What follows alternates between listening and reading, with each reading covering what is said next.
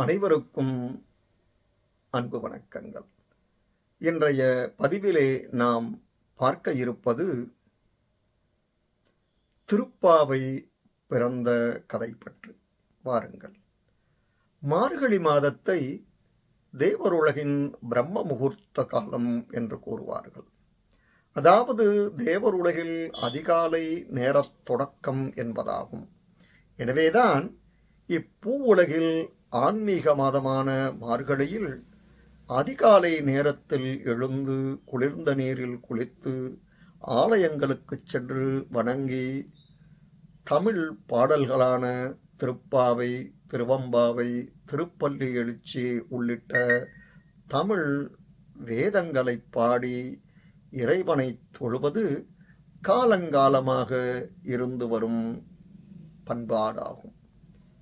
ஸ்ரீவில்லிபுத்தூரில் பிறந்தவள் ஆண்டாள்.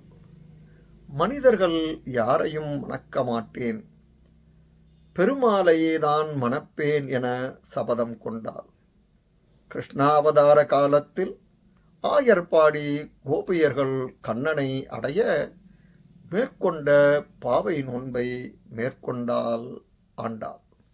ஸ்ரீவில்லிபுத்தூரில் இருந்த பெருமாளின் சன்னதிக்கு சென்று அவருடைய முகத்தை பார்க்க வெட்கப்பட்டு கையில் இருந்த பாஞ்சஜன்யம் என்னும் சங்கை பார்த்து மார்கழி திங்கள் மதி நிறைந்த நன்னாளான் எனத் துவங்கி வங்கக் கடல் கடைந்த மாதவனை கேசவனை என முடியும் 30 பாடல்களை பாடினாள்.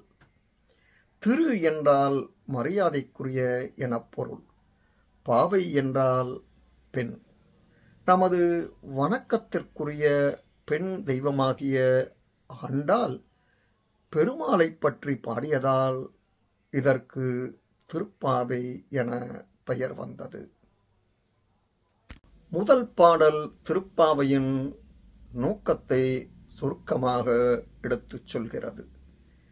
2 முதல் 5ஆம் பாடல்கள் பார்க்கடலில் பள்ளி கொள்ளும் பரந்தாமனின் சிறப்புகளையும், 6 முதல் 15 பாடல்கள் ஆழ்வார்களுக்கு ஒப்பான அடியார்களை தோழிகளாக கற்பனை செய்து அவர்களை எழுப்பிக் கொண்டு கோவிலுக்கு செல்வதை எடுத்துச் சொல்கிறது.